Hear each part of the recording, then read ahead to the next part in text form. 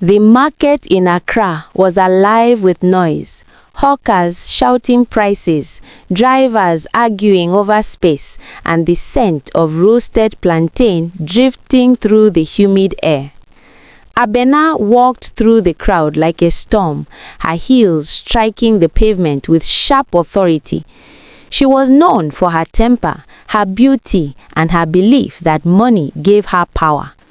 That afternoon, when an old woman accidentally brushed against her and spilled a calabash of oranges at her feet, the crowd froze. The old woman bent immediately, her frail fingers trembling as she tried to gather her fruit, apologizing over and over in a shaky voice. But Abena's pride burned hotter than the sun above.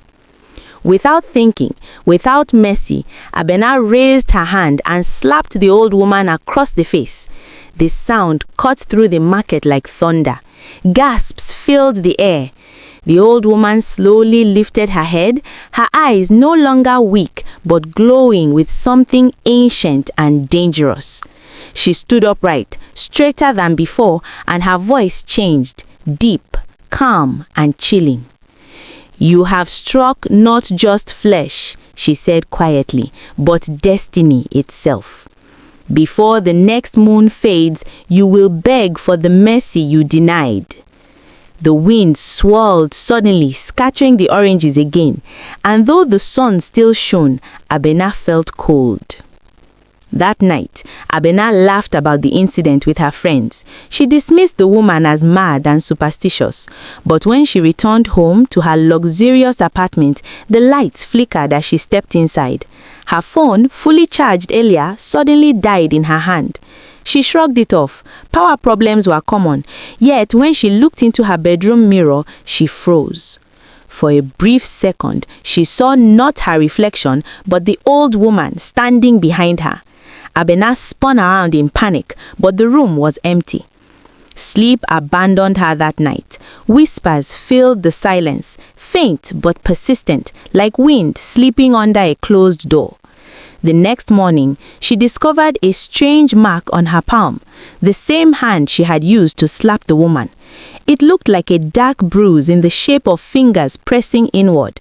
No matter how much she washed it, it would not fade.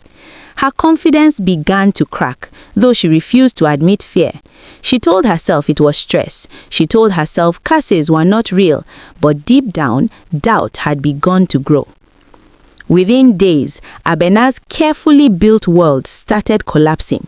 Her biggest business deal mysteriously failed after a trusted partner withdrew without explanation. Money she expected never arrived. Her car broke down in the middle of traffic, causing humiliation she could not hide. Each small disaster felt connected, like invisible threads tightening around her life. Friends who once praised her began avoiding her calls. Even her own mother complained that Abena sounded different, distant, and troubled. One evening, as heavy rain poured across the city, Abena slipped on her staircase and injured her wrist, the same hand marked by the strange bruise. The pain was sharp and immediate. At the hospital, the doctor found no serious damage, yet the pain refused to subside. It throbbed as though something inside her was alive. That night, she dreamt of the old woman standing at the edge of a river, whispering, "Pride eats the soul before hunger eats the body." Abena woke up screaming, her heart pounding like war drums. Desperation replaced arrogance. Abena returned to the market, asking about the old woman. But strangely, no one seemed to know her. Some traders insisted no such elderly vendor sold oranges there. Others warned Abena to let the matter rest. Fear crept into her voice as she described the woman's face, but the description seemed to vanish in the wind.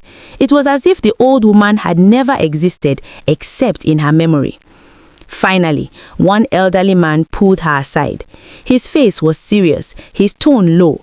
He told her that sometimes spirits walk among humans to test their hearts.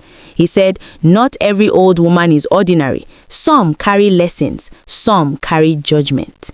He advised her to seek forgiveness sincerely, not out of fear, but repentance.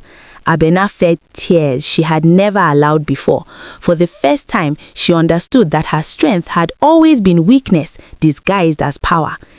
As the next moon began to fade, Abena's condition worsened.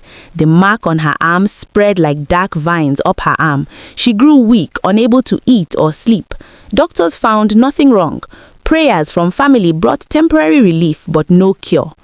One night, during a violent thunderstorm, the light in her apartment burst out completely. In the darkness, she heard footsteps. The old woman appeared before her, not frail this time, but radiant and commanding. Her eyes held neither anger nor pity, only truth. "Have you learned?" she asked. Abena fell to her knees, tears streaming down her face. She confessed her pride, her cruelty, and her belief that wealth made her superior. She begged, not for her life, but for forgiveness. The room trembled as thunder struck outside, and silence followed. When Abena opened her eyes, morning light filled her room. The storm had passed. The mark on her arm was gone, leaving smooth skin behind. Her wrist pain disappeared, but something inside her had changed forever. She no longer felt invincible. She felt human, weak but wiser.